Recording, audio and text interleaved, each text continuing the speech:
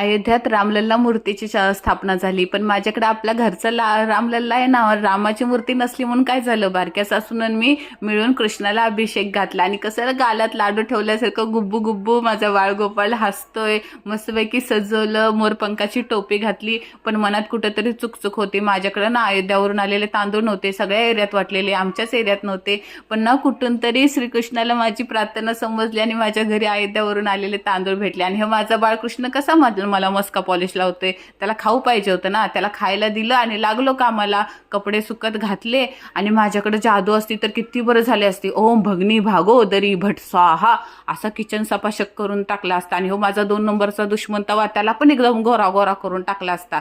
चक्कीमधून पीठ आणलं, काही गतुनी केलं, अरे पीठ म्हणून तोंडाला लावलं. काय सांगू, आज दळण करायचं होतं ना, पीठ संपलं. आणि दळण करायचं म्हणजे ना माझा नफरत आहे मला दळण करायची. डबा घासला ना तर सुकत ठेवते, दळण करायला